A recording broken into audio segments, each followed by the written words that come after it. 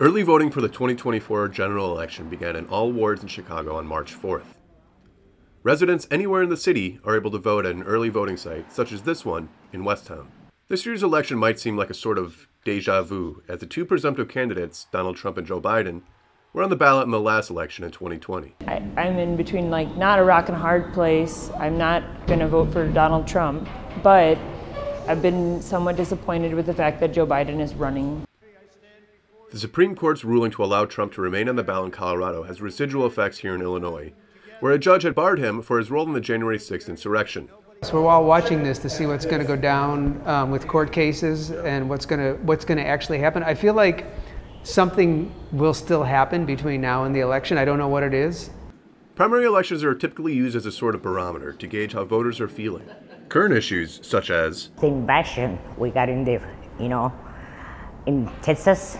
What's going on in Gaza. I would say reproductive rights are at the top of my ballot this year. Can sway voters in one way or the other.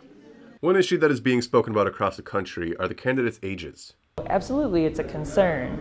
I don't necessarily want a young 35-year-old in office, right? But at the same time, I would like somebody who's not geriatric in office as well.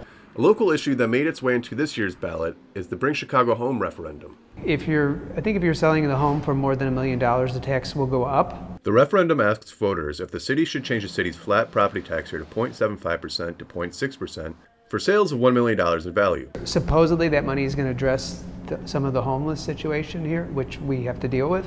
Other issues such as the migrant situation and the efficiency of the CTA are top of mind as well. Immigration is actually a really big one that I've heard coming up a lot. These elections also have a litany of names and positions that many people might be unaware of, such as judges. The judges, I think, are super important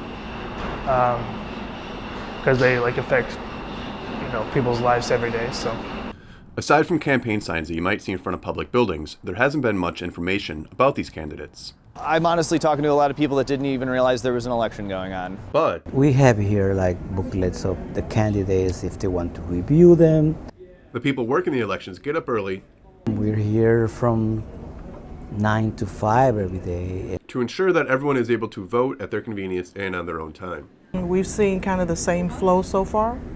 I don't think it's any less, but I do expect that it will pick up as the days progress. It's an important job that helps make it easier to vote. I register people to vote, I change addresses, and we help people that need assistance to vote.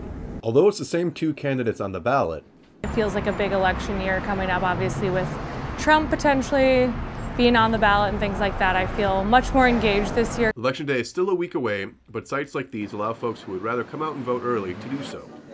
If you would rather wait, I urge everyone, check out all the candidates, take a look at where everyone stands and go with your gut. From Medill Reports, I'm Rylan Petras.